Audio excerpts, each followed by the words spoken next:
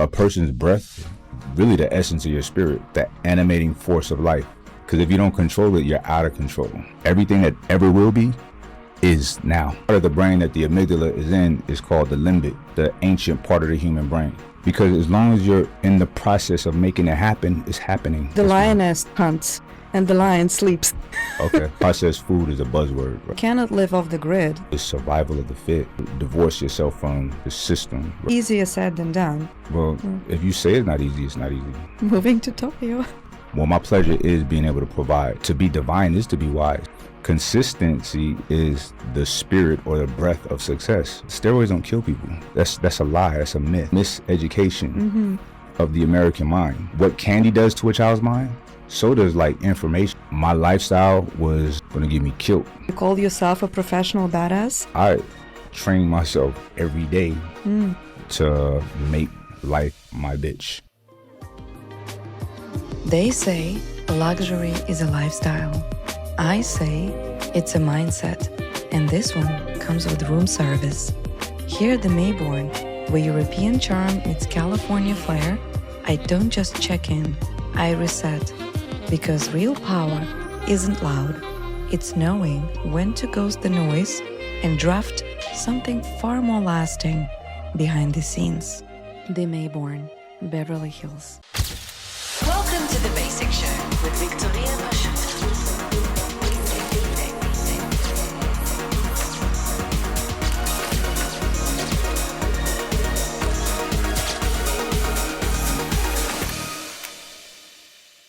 Hi, Mike. Hello. Hi, welcome to The Basic Show. Thanks for having me. Nice to have you. Welcome, Nice to be welcome. here. Thank you for taking the time out of your busy schedule Yes, ma'am. and Thank talk you. to me. Mm? So my question is, are you nervous right now? No. So I am a little bit nervous. And Really? when I was driving here, I was thinking, I would like to ask you, what is the advice you can give for people who experience anxiety before going on stage or before filming something, or if they have any important project on that day? How do you get rid of anxiety and calm yourself down? Just like quit and run home. Don't do it. Don't do it? I'm kidding. Nah. No, you can't. Nah, No just quitters. breathe.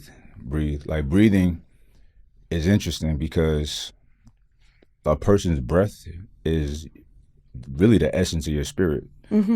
That's literally what spirit means, is breath.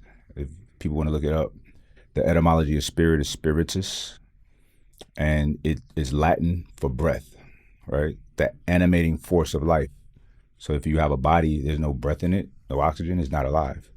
So that breath controls everything. Like your spirit is everything about you. So what you do is just breathe before you're going to do what you're going to do. When you're feeling that anxiety, Okay. 5, 6, 7 of them, however many it take, and you're literally calming down your heart rate. You know, making those nerves just calm down. See, people, there's so many functions of the body happening at once, but we gotta like control it. Because if you don't control it, you're out of control, and you seem kind of chaotic and kind of nervous and anxious. And here's what's interesting about being anxious, like anxiety.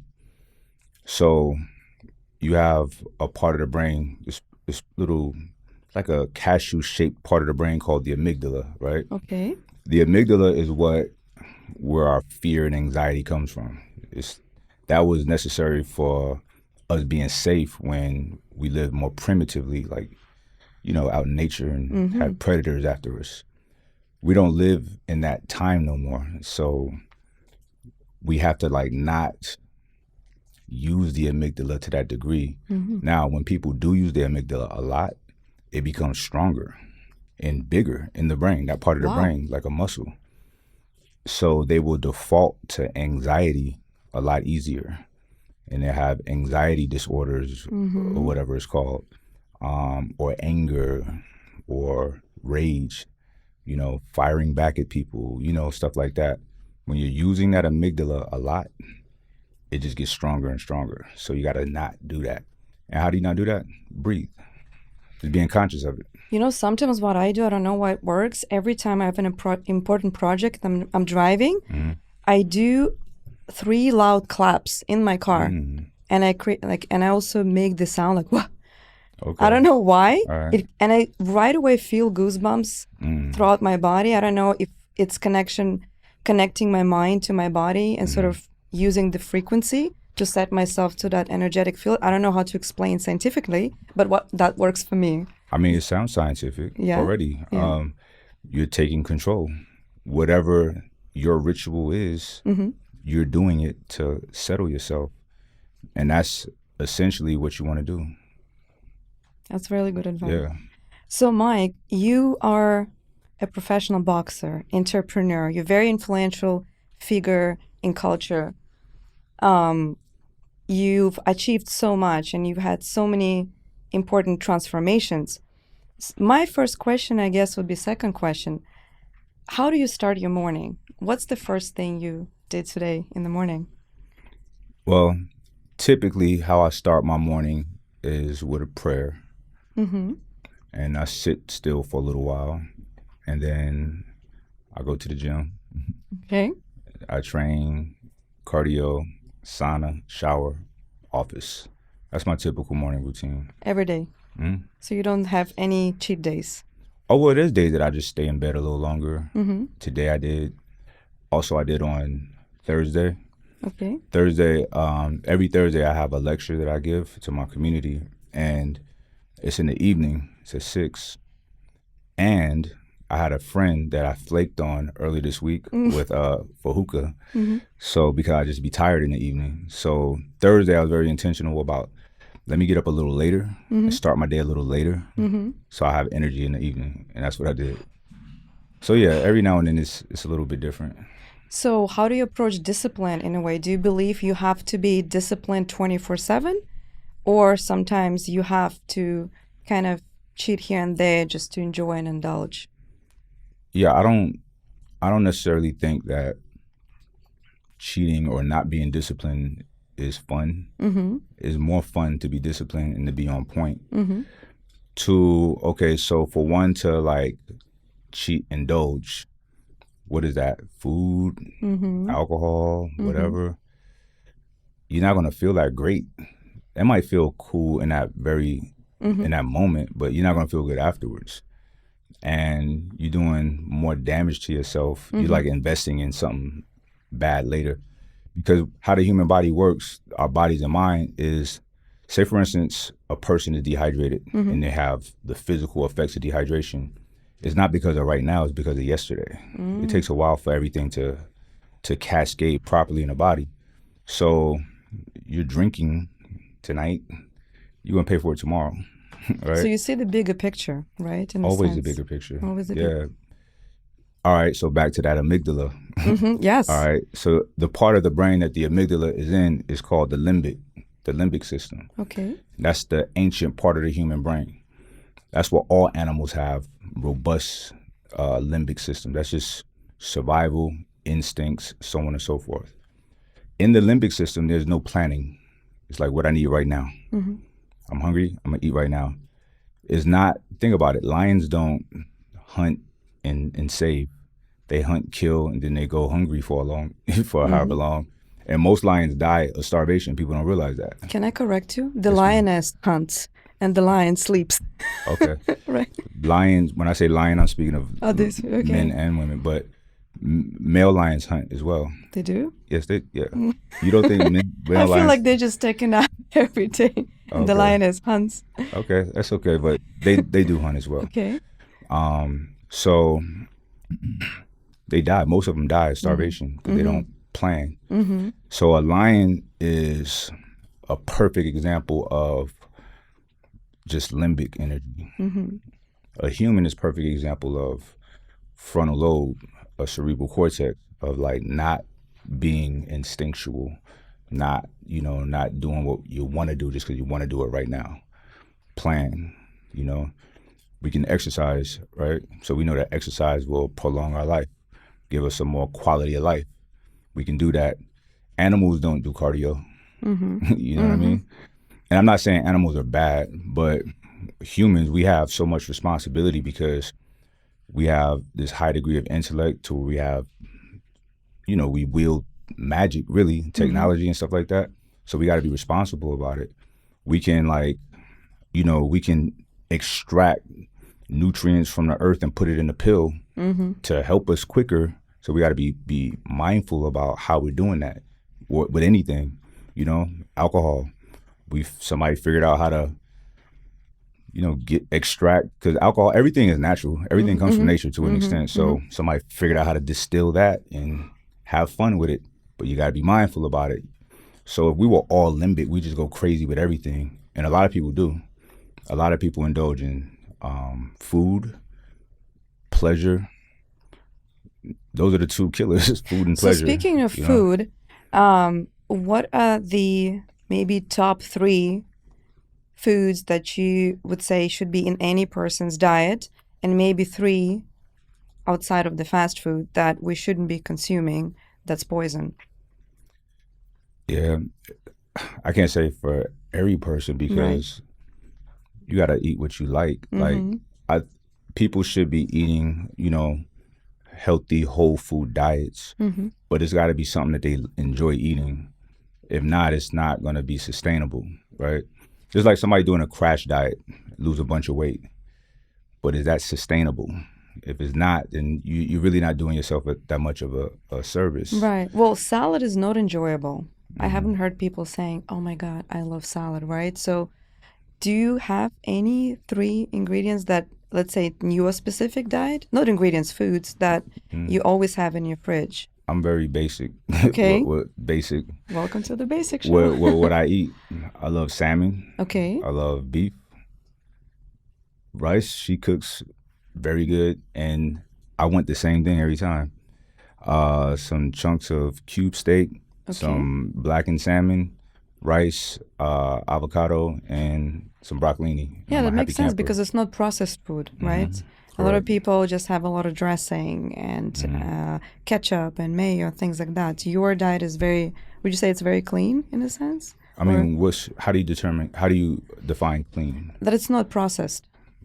Okay. That it's not processed food. So it's pretty much farm to table, so to say. I mean, it's hard to say about salmon because for me, I haven't had fish for a while because it's hard to find like wild Alaskan, salmon. It's always farm raised.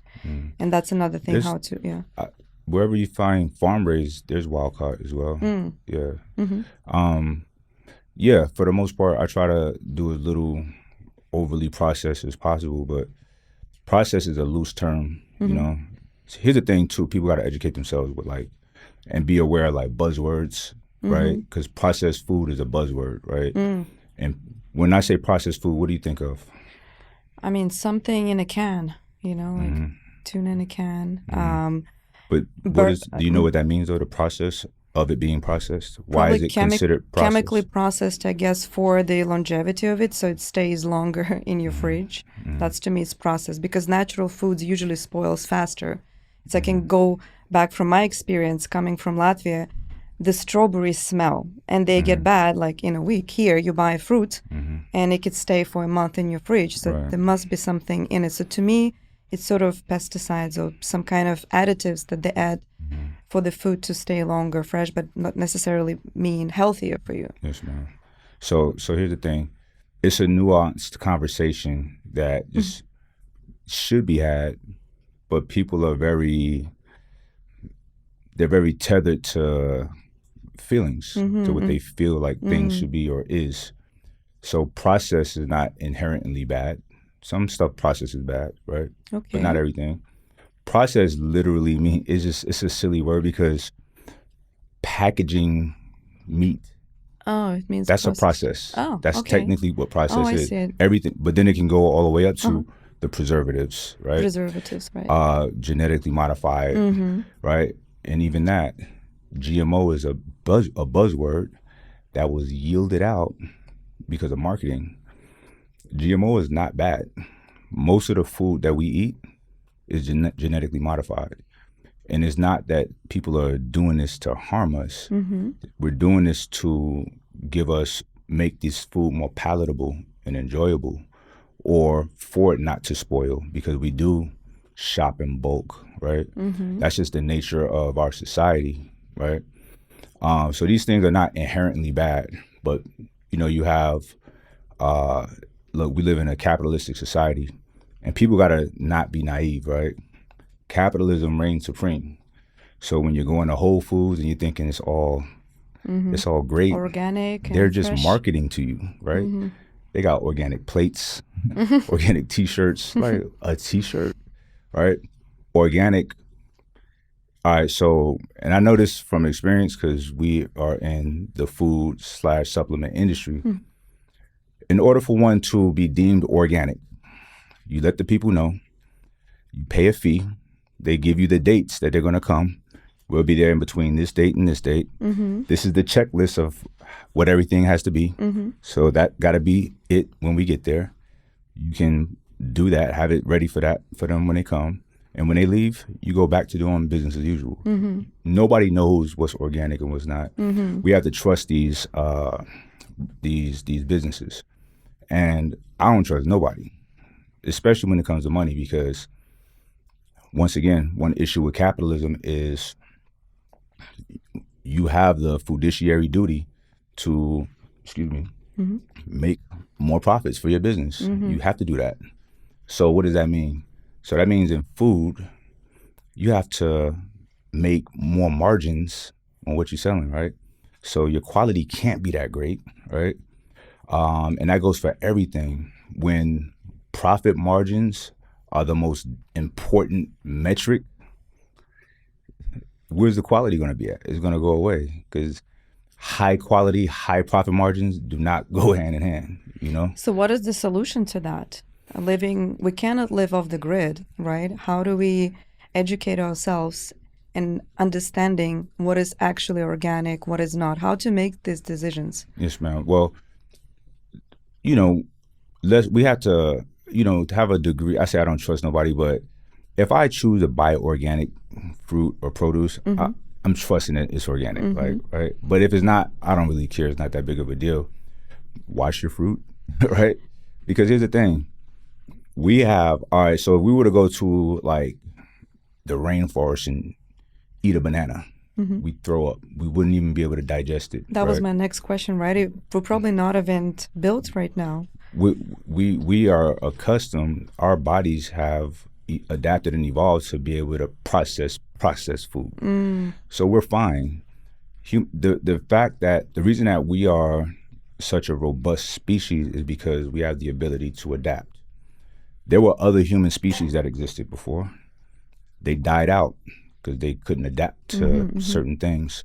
And that's what, in one of the laws of nature is survival of the fit, right? So, and that's like fit of our bodily systems and so on and so forth. Just like a family or like, bunch of elephants. If one's born that's a runt, he might not make it, right? So the weaker of whatever species always kind of die out. So you're suggesting it's okay to go and accept the modifications in food, or you think we should sort of rebel in a way that, okay, what's best for our bodies and make a change? I think people should be mindful of what they put in their bodies, for one. Rebel, I guess you could say that. Or I like to say divorce yourself from this culture, this system, right? And come up with your own. So when it comes to food, just you being very specific about what you're eating, right? I'm a Muslim and we're prescribed to eat halal, to eat a certain way. And then my minister, my teacher, they're very specific about restricting it even more. And I'm cool with that. So, having some guidelines, some rules will keep you good, right? But if that's not the play for you, being healthy and look, maybe somebody can't afford organic. Just still get the apples, still get the veggies, right? So it's like, like I said, it's a nuanced conversation, just like water, tap water. People talk about tap water versus bottled water. It's literally the same. I've done the research, right? Bottled water is not more cleaner than tap water, right? Or whatever. So it's just like in certain poverty areas that's really bad, it's not going to be that good there, right? But mostly where we're at, you could drink right out the faucet, it's fine. But these nuanced conversations people don't have because why? You're marketed to so heavy, right?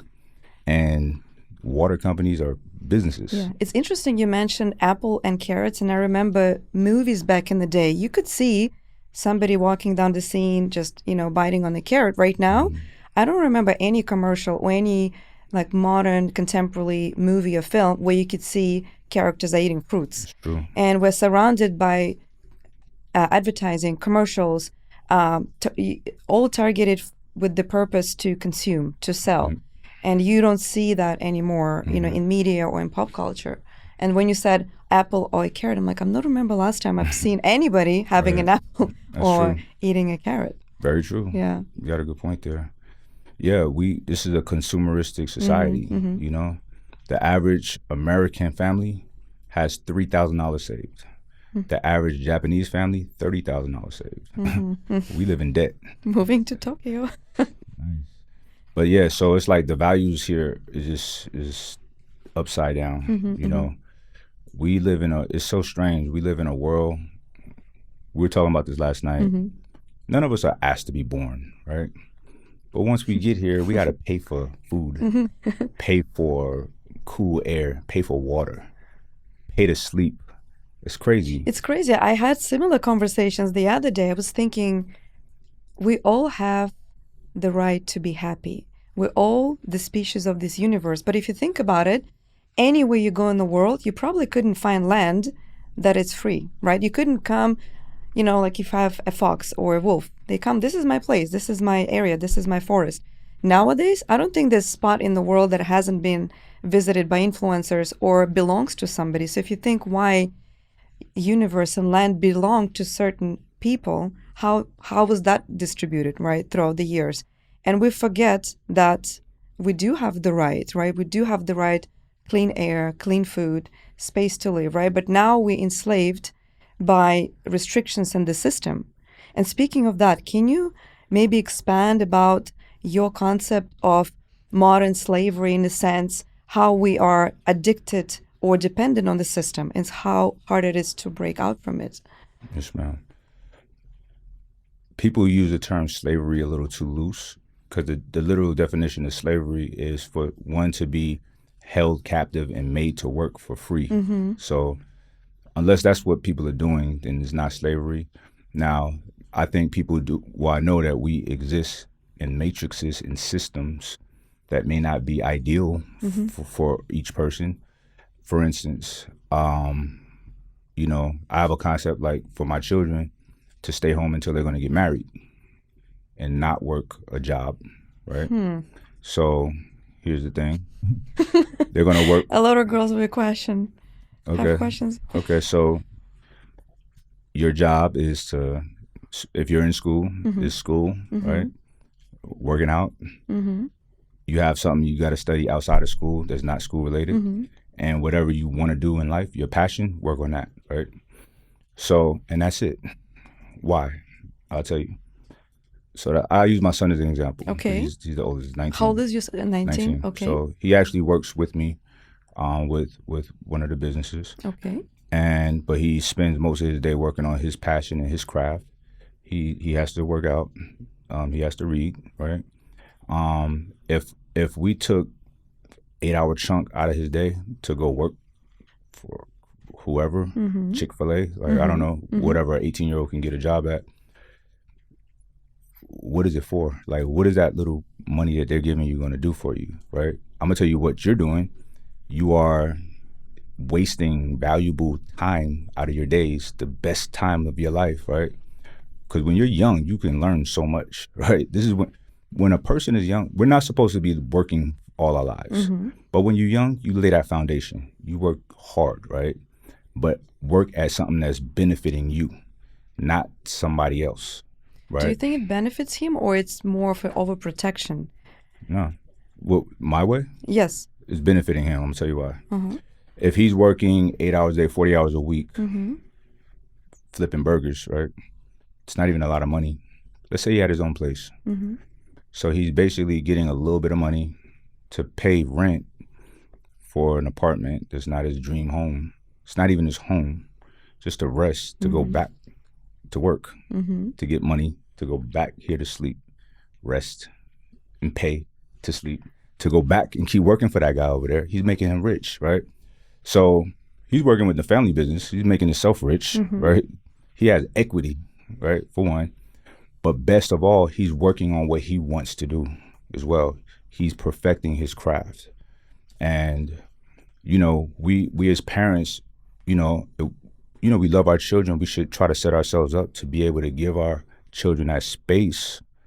I know that's not everyone's reality, to be able to provide that kind of space to where they don't have to go out and do this and do that. But that's my thing, So, well, yeah. you've definitely done something right, because in my experience, most of the kids that stay with their parents, they lack discipline. They play video games, or they go party, or, they procrastinate. So did you have to instill certain mentality? And was your son, let's say, was he rejecting it, or he was like, yes, that's exactly what I want to do, and following your, because I guess obviously it's coming from you, right? How did he perceive it? Was there any rejection in a sense? No or? rejection. No? He was a kid that wanted to play video games, and then he grew out of it. I just think that when you are focused and, he's been working out all his life, right? When you're doing all the things, your mind is working properly. So, of course, video games, cool. It's an allure to that, but then it goes away because he's focused on, like, progress. He just is. Like, literally, I got to calm him down sometime because he feel like he should be further along in life already. Oh, that's great. Yeah, so I'm like, chill out. You're lucky. good. I mean, you're definitely doing something right, since I know men in their 40s still playing video games and procrastinating. Look, I wish I could play video games. Video games is fun. I just don't get nothing out of it no more. Right. And I got other things to do. It's like pretending live in It's an escape. Which people need, right? But I find my escape in different things now, more creative ways, and I try to do it to where it's still going to benefit me, not just waste time. Well, in one of your previous interviews or videos, you mentioned you called yourself a professional badass. That was a long time ago. I love that. So you're doing so many things. What is your favorite thing? You have your businesses, you're in athletics and sports, and you also have this spirituality. We're going to talk a little bit more about your book. What's your favorite thing as of right now from all of the activities that you're a part of? That's a good question. So 5 minutes ago, I would have said, or 10 minutes ago, I would have said my mentorship program, right? But I had to say it's my supplement company, because that's the most lucrative for me, and that's important because it allows me to give my family a good life, right? And that's what I'm tethered to, not fun, not pleasure, my pleasure is being able to provide and protect. So that's probably my favorite right now. Okay. Until something else comes and topples that financially. And yeah. I briefly looked at your supplement companies. You had one, I don't know if it's not a flavor, what's the correct word? Something with mushrooms. Can you tell me? That's the part I want to learn more about, the mushroom culture. Can you tell us a few secrets or ingredients, or what the flavor or taste is more beneficial, let's say, from your supplement line? The particular product you're talking about, excuse me, it's called Kinetic. Kinetic? And it's a pre-workout. And pre-workouts give people anxiety. They get them all jittered, right? So what we did is we put functional mushrooms, not magic mushrooms, not psilocybin, functional mushrooms. It doesn't make you high, right? They're called adaptogens in it. And what it does is it mitigates stress. It mitigates anxiety, right? So, and why that's beneficial for a pre-workout, because a pre-workout will have you up here and then you crash, right? So this one keeps you like, you're elevated and you just go. And the fade, it doesn't drop ever. It just fades later in the day. You know what I mean? So huge benefits to that. So that's why we put the mushrooms in Kinetic. We're the only people that's ever done that. Really? Yes, ma'am. Oh, wow. Yeah, that's the first thing that caught my mind. Like, I haven't seen that anywhere. Amazing. So let's talk a little bit about how you started, right? So you are a 2-time Golden Gloves winner. Yes, ma'am. If we speak about boxing, so what was the hardest thing that you learned in boxing that you still apply till this day outside of the sports world? Hardest thing about boxing that I learned. I don't know. I started so early that none of it was hard, right? You know, just to be honest, it just gave me a lot of discipline at an early age. And when you start as a kid, you don't realize, oh, this is weird that you're jogging at, you're 11 years old jogging at 6 a.m, right? That's just what you do. And then you are so tethered to that. I was so tethered to my training because boxing is like, it's a sport, but it's a sport that the outcome is based on your training, right? Your running and so on and so forth. So, you know, the type of discipline that I developed with that, it just set me up for life, you know? And it's still with me to this day. And I'm 48. I started when I was 11, right? Wow. So, and that discipline has been with me my entire life, you know?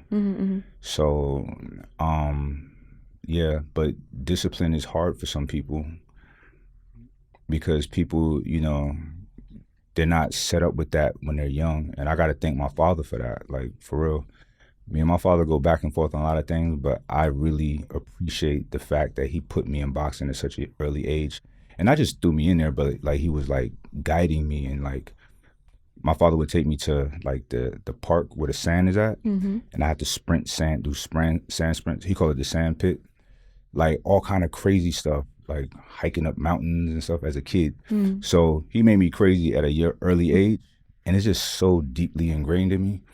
And that, you know, one may look at that as, oh, well, that's just exercise. That's very important. It's very important, right? For many reasons, right? For one, exercise, physical, mental is all the same, right?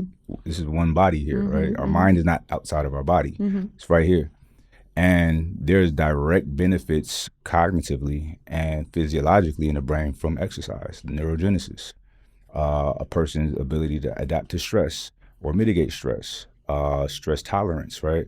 Emotional resilience. Keep going, right? Being, what's the word? Consistent, right?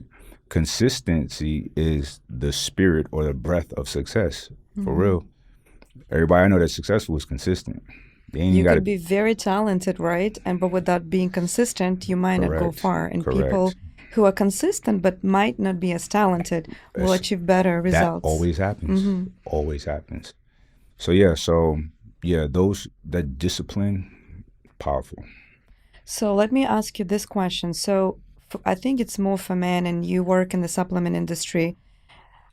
There's good supplements, and I guess there's bad supplements and enhancements. So I want to ask your point of view. I don't know if you've heard, in 2026 in Las Vegas, there will be enhanced games. Have you heard about those? So enhanced games where athletes are openly allowed and encouraged to use performance-enhanced drugs like steroids and testosterone. And they're going obviously against the traditional standards from the Olympics. What is your take on that? Would you support that and say, yes, let's have it? I think that's awesome. You think so? Yeah. Yeah?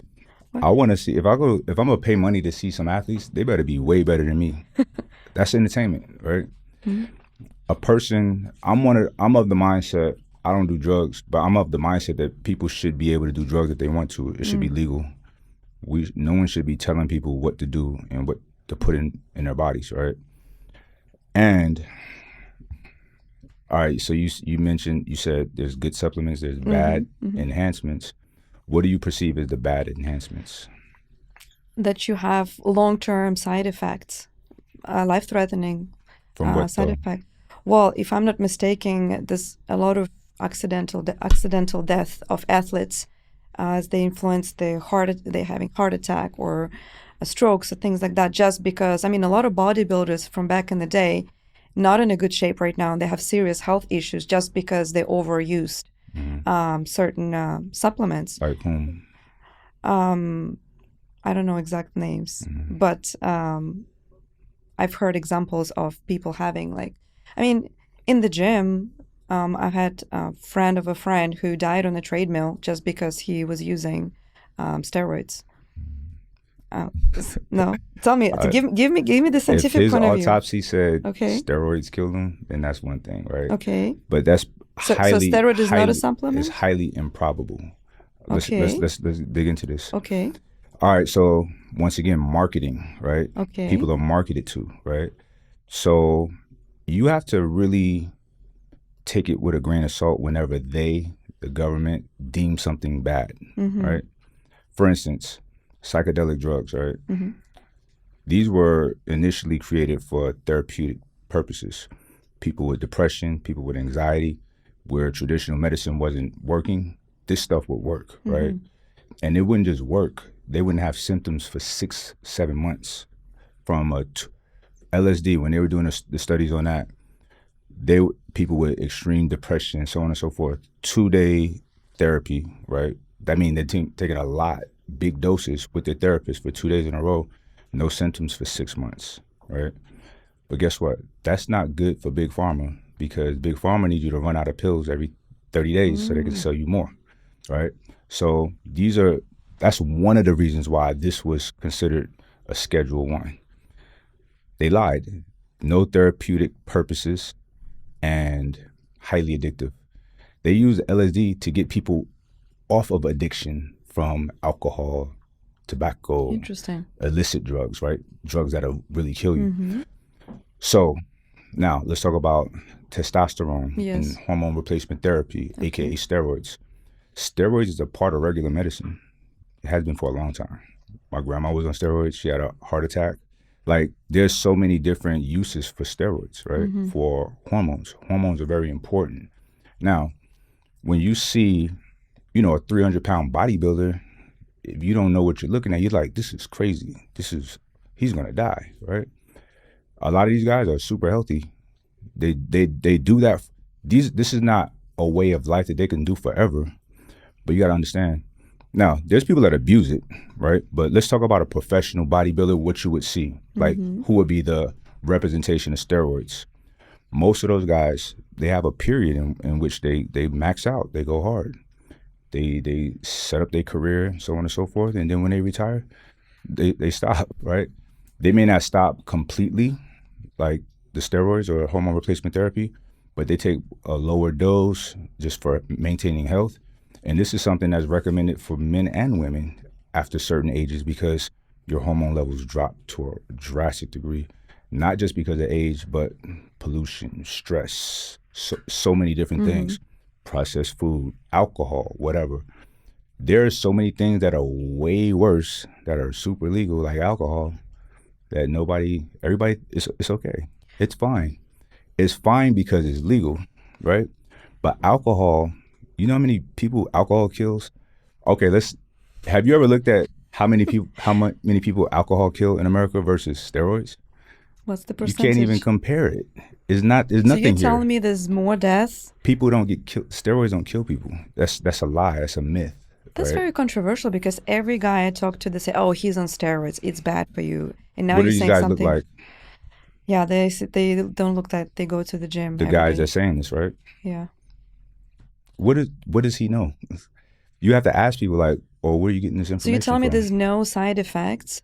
Yes, it's side effects for anything, right? Uh-huh. If someone is abusing testosterone, Yes. they can increase their blood pressure, Erectile dysfunction. erectile dysfunction.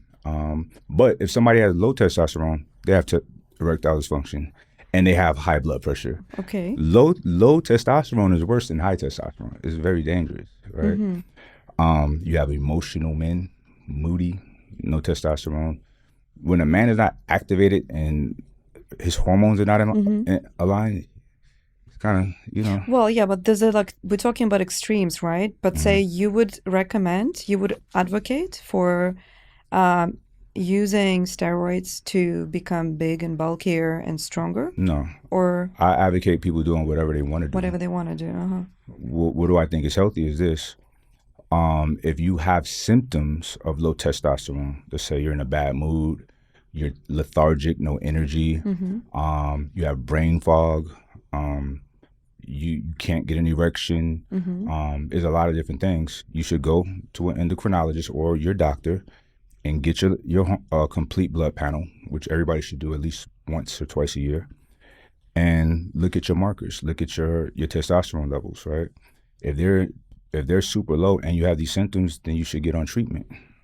Is there any natural way for men to increase their testosterone without? 100%. Yeah. Yeah. But they'll never be able to get it to where they can get it exogenously. That's just how. The same with vitamin C. You can never eat enough oranges to get the vitamin C that you can get from a pill. Right. So. What about the absorption of certain vitamins? Do you believe that just by taking a pill, it doesn't mean your body will absorb the nutrients, right? There's a lot of chemical processes, right? 100%. So here's the thing. We kind of just leaped. Yes, so that's okay. But I'll touch on that. Yes, so yes. with my company, Ambrosia Collective, we have certain products that, say for instance, turmeric. People buy turmeric all the time. It does amazing things, right? It's not the turmeric. It's the curcumin, right? Curcuminoid that's inside the turmeric. So put it like this. Curcuminoids are what a curcuminoid to turmeric is what vitamin C is to an orange. That makes sense? The orange is not the healthy thing. It's the vitamin C in it, right? The orange is a carrier of the vitamin C. Turmeric is not really good for us or bad. It's neutral, but it's the curcuminoids that's in it, curcumin that's in it, right? That's the ingredient that helps us, right? So the antioxidants and everything. Now, the human body has a hard time digesting that, right? This is a fact. 94% of companies that sell turmeric, your body's absorbing very little of it. People are wasting their money. We've done reports on it, we've done our research, and there's a fix. So we actually have a technology that we employed on ours called HydroKirk, which it fixes that issue, and it increases the bioavailability of the curcuminoids of the turmeric so that your body absorbs almost all of it. And we even did a test. We bought the most popular turmeric brand, and we got ours. And we did a test live on we filmed it, opened it up. It just sits on top of the water. Open ours. I have no disappointment because I hate the taste of turmeric, and I was forcing myself to take a shot of it, and now you're telling me I did it for nothing. Even like you can't eat enough turmeric to get it's impossible. You need turmeric comes in roots, right? Nobody can. It's funny because people will comment, "Oh, I can just make a tea." Okay, you're getting like that. It's more like a placebo effect. It's a placebo. It's in food coloring. That's all it is, right? So technology, look, people have this hatred, this self-hatred, right? People hate themselves, right? I'll tell you why, because they say it's man-made. I'm like, what's wrong with that? We're men, humans, right? Mankind, right? What's wrong with us using our natural minds to alchemize the resources that we have at our disposal to make things better for us? What is wrong with that? Do you not trust yourself, right? Do you think you're not worthy of coming up with these incredible inventions or whatever? Listen, humans, people see everything is so nuanced. Nature this, nature that. I'm like, pollution, we're destroying the earth. Like, we can never destroy the earth, right? We could destroy ourselves. And if you love nature so much, go live in it. Get out of this AC, leave the car, walk. Ask a horse if you can ride it on him, right? Good luck, right? Keep yourself safe out there. You know what I mean? Stay warm, stay cool. People, they just talk because it sounds comes from good. Ignorance, right? It sounds good, right? It sounds good to virtue signal, to say steroids kill people. Oh, look at these guys, these muscles. Yeah, it's in the mainstream media everywhere. That's a common knowledge. But people, but it's a miseducation of the American mind, right? Most things that people are taught is not factual. We do not have a benevolent government. If y'all think that's the case, you're wrong, right? These people are not moving with our best interests at heart. It's all money, literally. It's all money, right? We have a military industrial complex, which is bad. That means it's ideal for us to be at war or have conflicts going on all the time. We have a prison industrial complex. That means it's ideal for inmates to not get rehabilitated, to keep that revolving door, right? And then you have what's called a Prussian school system. Now, if anybody can research that, Google that. This was Prussia's model back in the industrial era, right? And this was set up to be very sterile, very utilitarian, and no creativity, no this. Wear uniforms, sit in these lines, 30, 40 people, one leader, right? Raise your hand and go to the restroom, whatever, teaching you how to be a good worker. Because back then that was the vibe, industrial, factories, so on and so forth. This is a tech age. Why is that system still in place? It's an outdated system that doesn't teach people how to really be smart. It teaches people to work. Because it's not beneficial. It's not beneficial obviously, to the people. To the people, not for the individualities. It's been, right, no creativity, zero. So let me ask you this. Where do you gain your knowledge? Because obviously, regular folk get the knowledge from social media, from the news, right? What we see around us. So what is your source? Where do you get information? I know you read a lot of books, but is there any resources you can share with us or which resources to use to educate ourselves? Me. Listen, when I was young, there was people like me that I was drawn to. I'm like, wow, I like what they're talking about. And I tapped in, So I'm not saying like you can say influencer, a preacher or leader, whatever. They have influence over you. Yes, I had my people,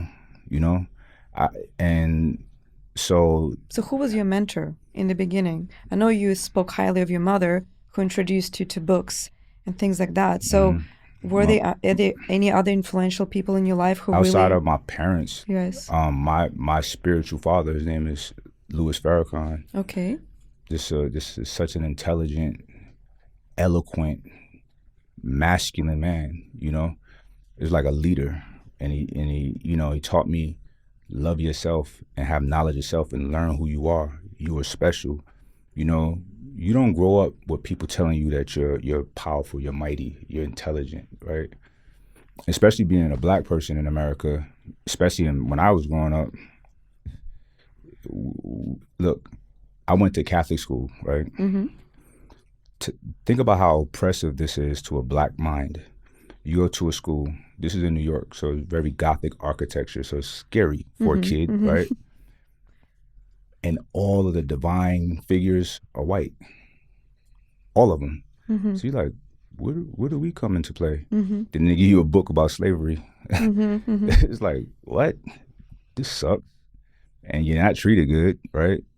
So I had a leader that pulled me out of that. You understand? So I'm like, oh, this is bullshit. Oh, this is my history. So I learned about myself at a very early age. And, it set off a cascade of like amazing. I'm amazing about everything.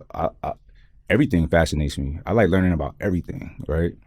I don't have just a subject. I like everything, right? So what was the first thing that your mentor introduced you to that really started shifting your mindset?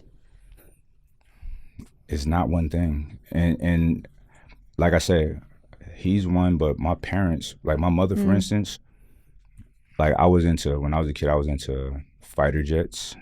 I was into dinosaurs.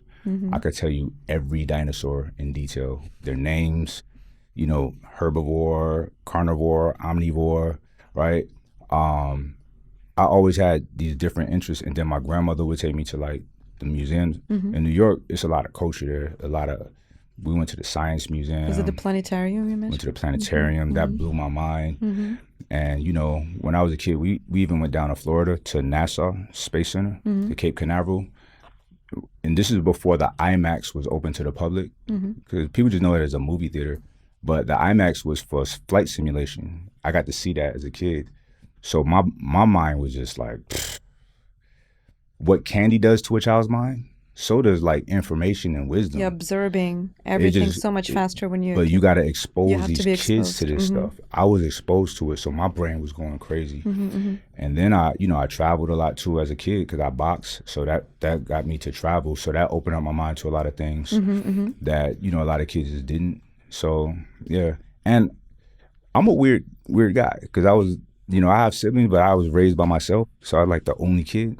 So I just thought a lot, thought for myself, and read and drew and wrote stories and stuff like that. So I always had I have a very active brain already, right? So me being exposed to these different things, it just made me interested. Which brings me to my next question. You went through extreme challenges before, right? You experienced homelessness and jail. So what was your first step to rebuilding your life from that? Because I guess that was the turning point that shifted everything for you. What was that first step? Yes, ma'am. That's a good question. All right, so just a little backstory. For a while, I got off my course, and I was, engaging in illegal activities to make money. Activities that are legal now, but it was illegal back then, right? But I also was like fully like wearing that lifestyle, very authentic at whatever I did. And there's a dichotomy because I was raised good. I knew better. So my conscience would always be like right here, like, your grandparents would be so disappointed at you. I would hear that all the time. And so I could never go but so far with certain things, but I was still like digging myself in a deeper hole, because when you know better, your consequences are worse, right? So I'm digging myself, and I'm like, damn, I gotta stop doing this. So while I was in it, I was already trying to like figure out an exodus, but I didn't move fast enough, right? And it just came and got me. And there's a book that I read when I was younger called Disease, right? And it broke down what disease mean: dis-ease, the removal of comfort, of ease, right? And this book, it was very philosophical, but it was talking about how we will attract a diseased situation to us to prevent something from worse from happening, like later on. And that's exactly what I did. My lifestyle was going to get me killed or get me in a RICO charge case or something like that, right? Because when you out there moving in the streets and you embodying, I was just real. So I was intelligent, so I could move right, and I was making a lot of money, but I was down to be violent too, right? And that makes other guys uncomfortable, and people will kill you out of fear, right? So when you lead out of as a tyrant, out of fear, you get killed. You lead out of love, you get protected, And I was leading out of that fear component. So I was being a real American, the American way. Yeah. So I embodied it, and it was like I was always anxious. I was always stressed. I was always paranoid. I didn't trust nobody. I look at everybody like I'm trying to figure out who you are, right? I'm looking everywhere, right? My phone ring, I just answer it and just listen. I hear this paranoid, right? It was street smart. It was not fun, but it was not fun. So then when everything came to a crescendo, I was kind of relieved. Even though I had a long journey ahead of me, I'm like, all right, well, that chapter's done, And I closed that part of that book and burnt it. And then as I'm moving forward, I'm still not out the clear, right? Because now they're trying to put me in prison for a very, very long time, right? And just the way my mind works, like, no, no thanks. I'm not going to do that. I don't want to do that. So trying to go through the process to see what we can work out, they wasn't being reasonable. So I'm like, all right, I got to do this my own way. And then I absconded and became a fugitive. I ran. Didn't go far, but I ran. And then I was really forced to like rebuild my life, you know, in a more constructive way with a solid foundation, because I don't know how this got in my head, but it was always something that's just like, don't be a loser. Don't be a loser. Don't be a loser. And I had children, so I had to provide. So I started rebuilding my life and legally, and I was doing that as a fugitive though. So I'm doing all the good things, but there's an asterisk. It was like a 6 years, right? You worked 7 years. 7 years? Which is kind of crazy, right? So, and then things got so big for me. They like, what is this guy doing? He's on social media? Like, so they came and got me. And then I'm like, all right, here we go. Now, another elevation of my life. Now I'm glad I can stop lying about my past, right? I wasn't really trying to lie to people, but I was leading them to think certain things. Because when you're a fugitive, you in a new place, you got to have your story together. Like, why are you here, right? And I never said specific things, but I made them feel like this is what I'm coming from and why I'm here and so on and so forth. But that's still lying. So I remember, like, I ain't got to lie no more. I thought that the day that they got me. And then the U.S. Marshals come when you're a fugitive, and that's like the bad boys. Wait, were you at home or you were in the gym? No, I was in the gym. It was in the gym? Yeah. In front of your... Nah, it wasn't even a lot of people there. Okay. Yeah. And he was a gentleman, you know. He respected me, and he told me, and, you know, I had to go through the process, the adjudication process. And so when you go on a run, whatever you were facing now is more, is worse. It's called an aggravated circumstance, right? You made it worse. So my bond was like way more, like everything. So got to a position where I bonded out. I had the money to get like the best attorney that you can get, and I did that. And this guy, you know, he did his thing. That is a friend for life now. Like, I check on him every now and then. So we beat it, you know. So, and then I really got to be free. I was free then too, because look, you know, I was facing a lot of time, and I had to go for sentencing, and there was a chance that I would get like this probation plea that we accepted, or I would get the presumptive sentence, would have been like 10 or 15 years. And I was prepared for the 10 or 15 years. That's the only way I could be free, right? I can't be worried about that. When I was younger, I was worried. That's why I went on a run. But I got to the point where, like, all right, no, I'm set up, right? The kid's gonna be good. I'm gonna see them all the time. I'm gonna have my mind right. Y'all thought Malcolm X was something? Wait till I get out, right? Watch the study and the discipline I'm gonna have in there. I was gonna make it benefit me, right? And as a businessman, you already had we're just a plan So but I can imagine the change, right? You having a comfortable life, and then you're in a completely different opposite environment. You play in dirt, you get dirty. You cannot cry about it. It's like you joined this organization. So how many years were you away? No years. No years. I beat it. Oh, you beat it? Yeah. Oh, I see. I was there a few months. Yeah. Oh, gotcha. Okay. Well, welcome I'm here. back. I'd still be there. I wasn't sure about the timeline. Yeah, I'd still be here. But no, I was prepared. When I went for sentencing, I was okay. I would have been all right with that. Because you can't beat me if I'm bummed out. I can only imagine the sense of freedom, right? When it was behind you. Yeah.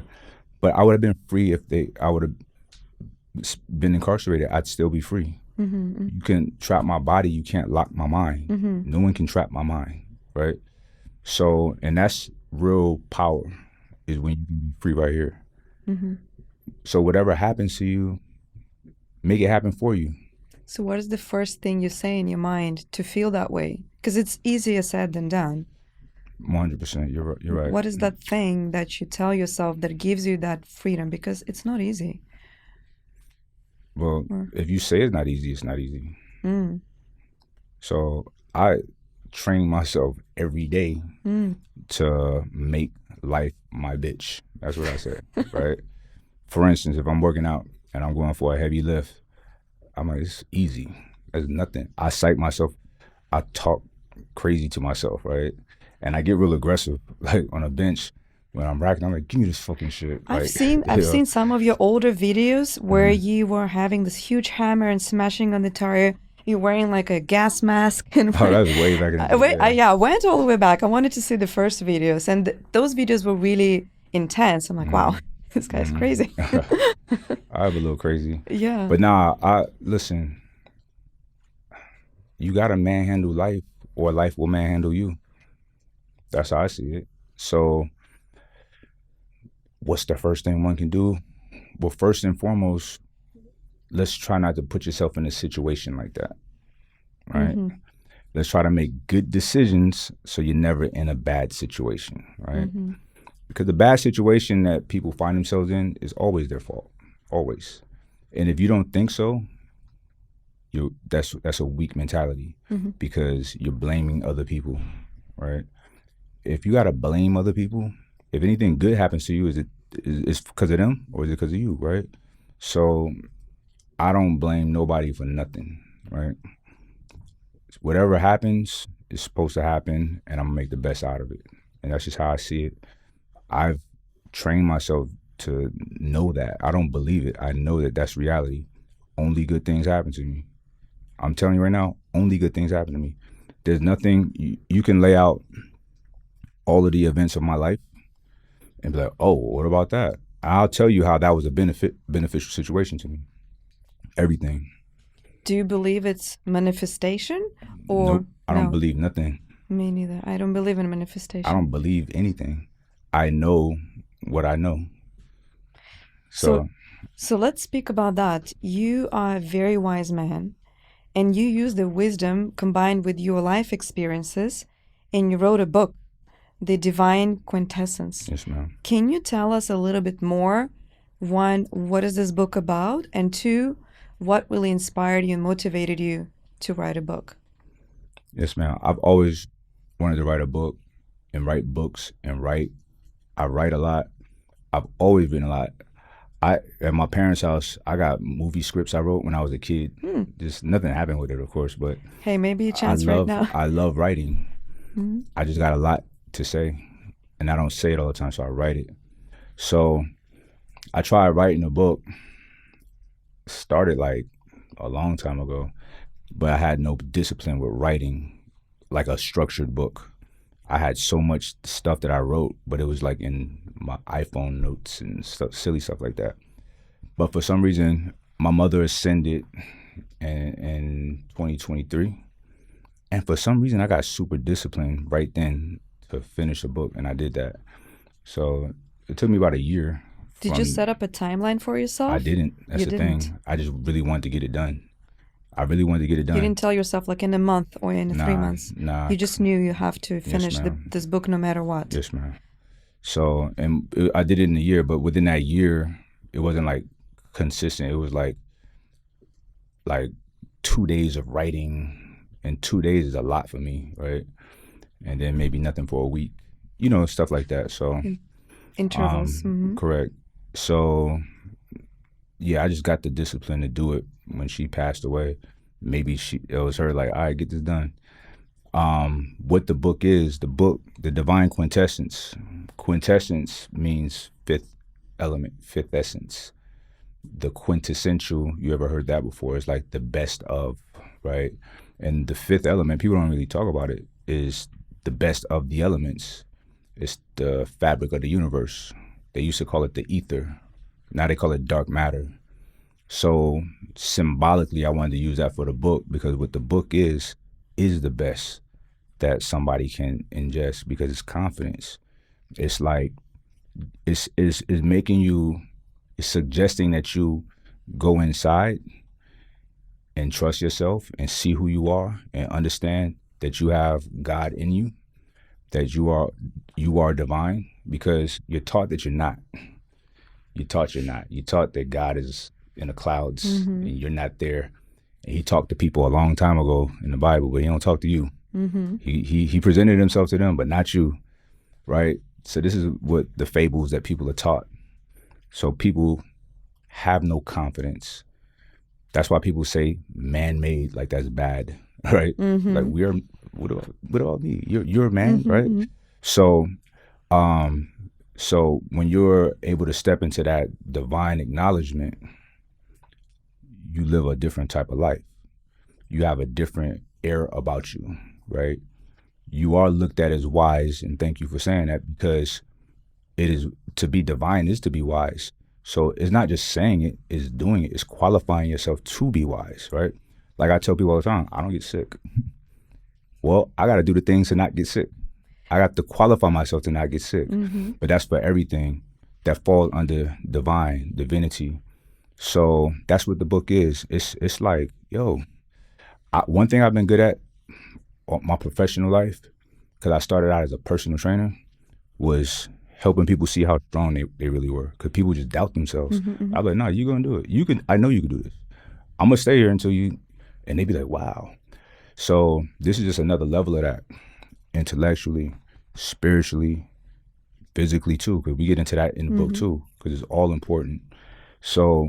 And it sounds very scientific, and you speak so eloquently, but I'm going to read out one passage which I liked, that is very practical. So in one of the chapters you said, do this at once, teach one lesson you have learned to a younger man, pass down your wisdom, read one book this month that will sharpen your mind, knowledge feeds wisdom, move with precision, not emotion, let every action be intentional.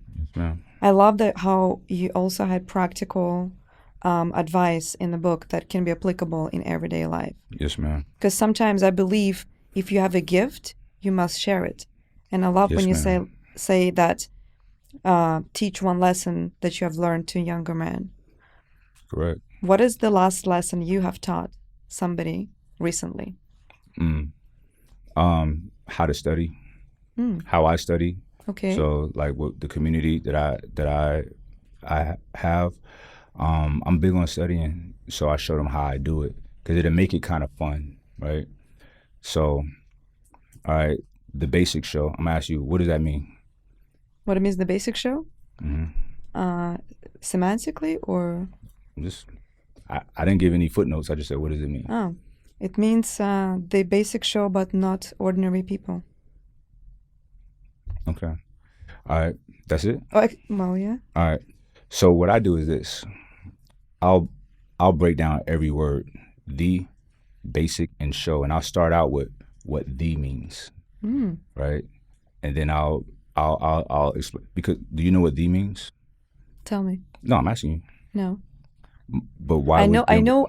In my sense, know thyself. I probably would connect thee with thyself, but I don't think that I. It's a definite article, right? Oh, So my thing is this: why use a word if you don't know what it really means, right?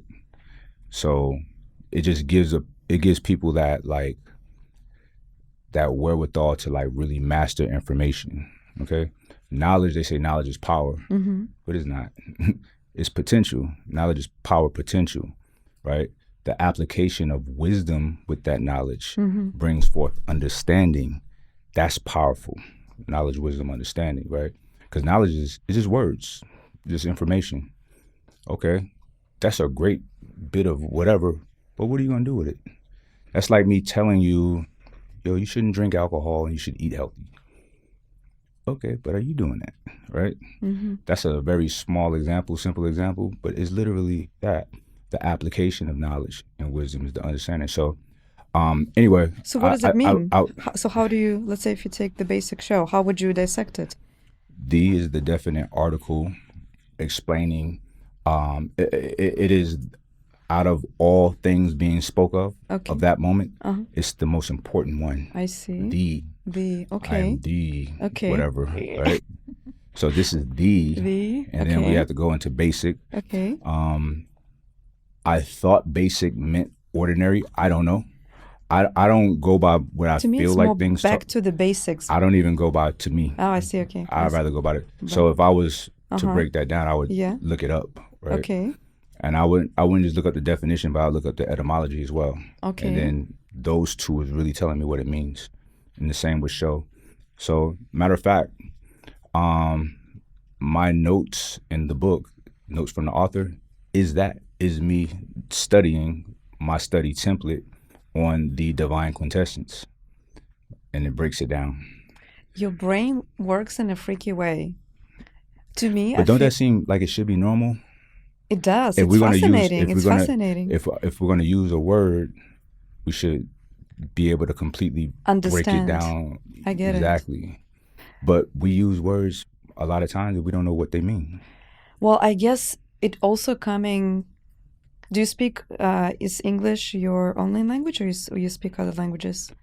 I speak a little Arabic. Arabic. Okay. Mm-hmm. So to me, obviously, when you speak several languages, every word means something different in a different language. Yes, ma'am. But I get what you're saying to understand the etymology, the semantics, and also probably words have certain power that you use in your vocabulary. And I think we talked about it earlier, Yes, ma'am. which words to use in your vocabulary and set your energy to that frequency, right? Not to use the words that you don't use the words that you don't want to live by, right? Like we spoke about, like, treat me with respect or do not disrespect me, right? In a sense. So you have to, like you said, carry yourself already in a way that you are respected by default. Correct. I love that, by the way. I still remember you got that. it. I remember that. Yes, ma'am. I'm going to apply it every day now. Good. Yeah. Yep. Yeah, I think when you can, like, if I can, like, open up, like, show people, like, open that door, like, you see that? Like, just different ways of thinking and looking at things and so on and so forth.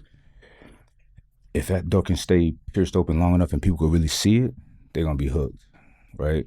So, you know, that's, and I'm like, it makes sense, right? They're like, yeah, like, of course. Well, let me ask you then this. You speak so beautifully and you're extremely successful, but there are people who stuck in the mediocrity, right? They stuck and they want to, but they can't get out. So what is your advice to get out of the matrix? What is the first thing you do to escape the matrix and make that big change in your life? Okay, what's a matrix? To me, it's the social conforms that you have to be successful. You have to be, accepted. You want to have things that you want, but you can't. You want to have comfortable lifestyle, but there's so many games you have to play to really get there. And a lot of people just stuck. And I feel, and especially in the entertainment industry, fashion industry, very talented people, but they really cannot get out of certain lifestyle they're in, and they cannot really get to that success level that they aspire to be, where they aspire to be. Okay, so I'm gonna bring it back. What's a matrix? Oh, what's the matrix? So this is what you did.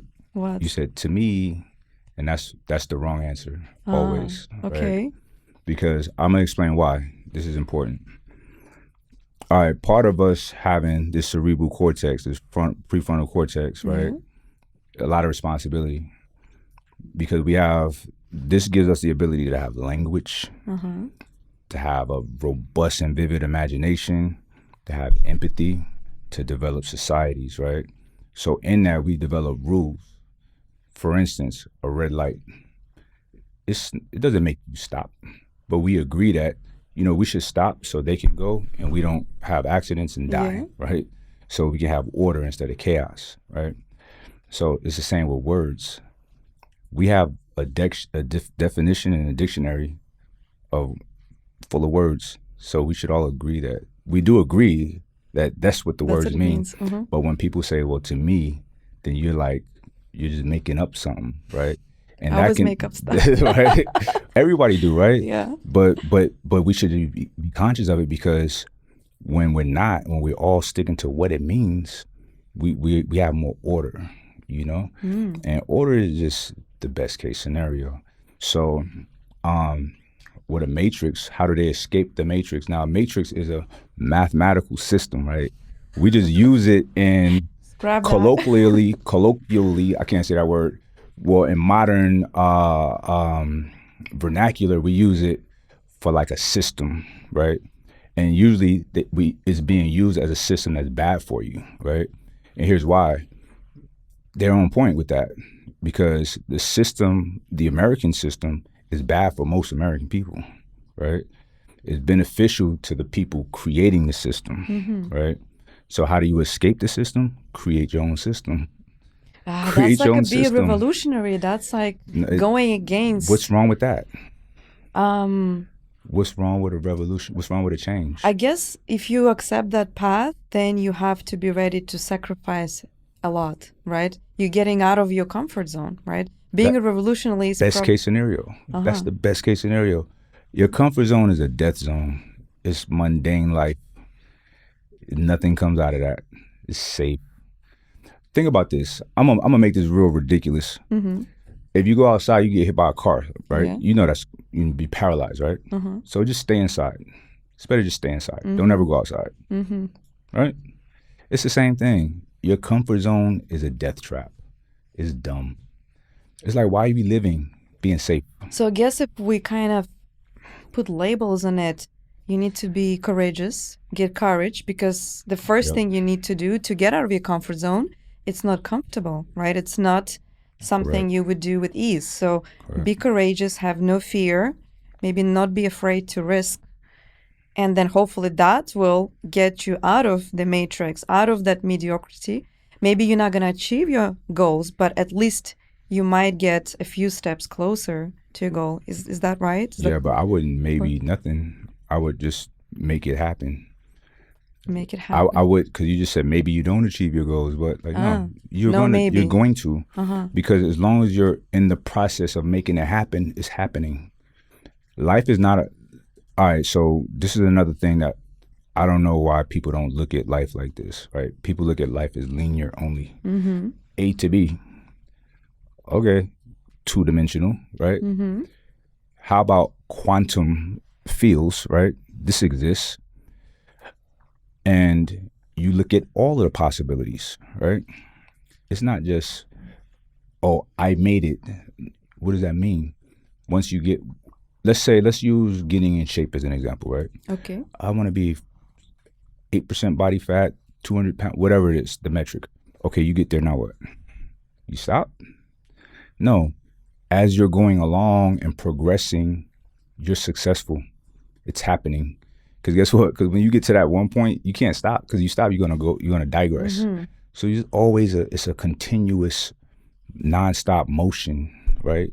Because that's life. Energy is not created or destroyed. It always is. It just changed forms, right? Everything that has ever existed in the past still is. Everything that ever will be is now. Different forms. Literally. Think about the weight of the earth. The earth weighs 6 sextillion tons, right? Y'all can Google this. You think about like how many cars existed in the early 1900s. Not a lot, right? Think about how many now. A lot, right? The weight of the earth does not change. These materials and these things are still here. They're always here, right? The weight of the dinosaurs is still here, right? We ain't dinosaurs. So what I'm saying is, people look at things in a very basic way. They got to open their mind and like look at life for what it is, because life is just is vivid, is wild, is not safe, right? It's not safe. And then people got to think about the things that they tether themselves to. You're not where you want to be at in life, right? You want to escape this system or this matrix. What do you do? What do you do? Well, whatever you're doing, stop doing it, because it's not working. It's that simple, right? And what am I talking about? People are chasing pleasure only. They're looking for easy way out, for the pill to take, for the easy solution. They don't want to work or think about it or make themselves uncomfortable to get to the point. So speaking of you, I'm sure there's so many young men aspire to be like you. And speaking of your goals, you may have achieved and be the dream for many. So being at that point in your life, what is that next thing for you? You know, you wrote a book, you have your businesses, you're successful, you have beautiful family, you educate yourself, you're in a great shape. Is this something, it feels like, okay, what more, what's the next thing for you? What is that Yes, next ma'am. thing? Marriage Okay. and, you know, growing my wealth to a degree to where I could just give it away. Just give all the money away. I love that. Yo, Speaking, my family hate when I say that, but I'm so serious. well, isn't it the beauty of the circle of life? Yeah. In the sense, you can't just hoard it, What right? You good? have to be able to give it. Think about the people that you see, and people idolize people on social media, right? With the cars, with this. Y'all ever be like, so? Mm-hmm. What is that doing for you? Mm-hmm. Nothing. What good is a man with all the money in the world if it's not benefiting people, right? Mm-hmm. So, yeah, I'm not that guy. You know, So you I want to mentioned die with nothing, mm-hmm. nothing. We came with nothing and we'll Yeah. leave with nothing. And that's having everything, Mm-hmm. you know? The Egyptians thought that they can take their wealth with them into the afterlife. Mm-hmm. Okay. The Tomb Raider just said, I'll take this, Exactly. I'll take that. Close the back. Little dusty mummy. That's true. They even try to take their pets with them. It's like, what are you doing? Yeah, forget The it. cats is in there. Uh-huh. Nowadays, yeah, all you can get away is experiences, I guess, and People- leaving something behind, Mhm. which is probably legacy, and you talked about it before. So let's say 50 years from now, what do you think would be your legacy? 50 years from now, Mm-hmm. when I'm almost 100. Oh, I don't know. It's a lot. That's a lot of time still. That's a lot of time You know, still. I personally... But even right now, Yeah. I mean, I have a book out, Mm-hmm. and I have more that I want to do. You know, tons of content that's just there, and hopefully some of the people in my community are really inspired by the things that I've said. Hopefully I planted them seeds to where they're going to be more impactful than me, and that lives on. But also my essence living on through my children. Excuse me. That's how we we have immortal life through our progeny or through our works. If our works we're able to leave things behind and people, you know, can pick it up and keep running with it. That's how you live forever.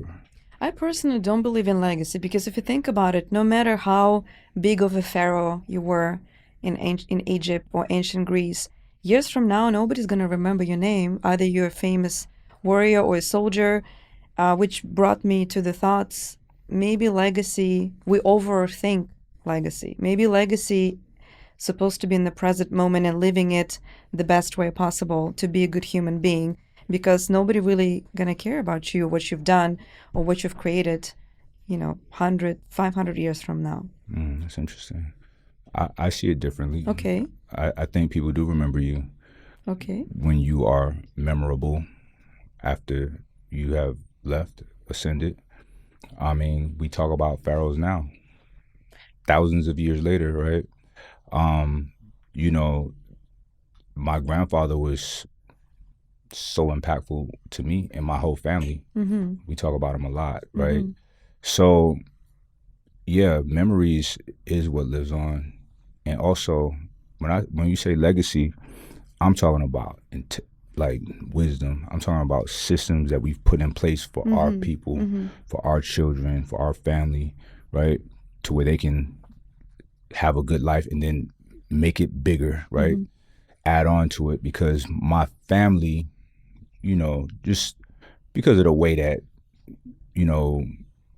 Black people was introduced to this country, we don't have a history of legacy because it was cut off about a few hundred years ago, and we had to start fresh. So we start now, and it started with my grandparents. They left some seeds to teach my father, to teach me. Now I'm putting systems in place, right? And I'm leaving tangibles behind. So I'm the first in the family to do that, right? And my son, he's gonna be way greater than me, right? Because he's a better person than me already, right? So he's 19. He doesn't even realize how incredible I admire him.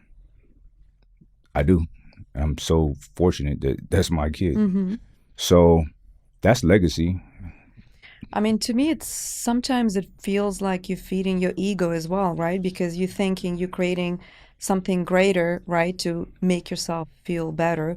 But the way you say it, I see your point, right? It's creating longevity, right? It's passing your knowledge to the next I generations. can see how it can look like ego, right? And part of me wants to say, what's the big deal with that? What's so bad about that? But I can honestly say for me, it's because I love them so much. I love my son so much. I love my children so much and my family. It's not my ego, right? Maybe it's my ego. I love you so much that I want to be the one to do this for you, right? But there's nobody else doing it, so I got to do it. And you got to have it. So that's love. Is there some ego in there? Sure. But I'm all right with that too. I don't think ego is necessarily bad. I guess it's more coming from, for me personally, from self-indulgence, and a lot of people promote themselves over the top, and it's about me, right? It's about, look at me, what I've done, follow me, buy from me. It's kind of creates more, the consumerism part of it, right? It's just more of attention that you might not want to have. So to me, in a sense, it might be less about, like we talked about, giving back. It's more about, what can I get for myself? That's how I saw it. That's how you saw what though?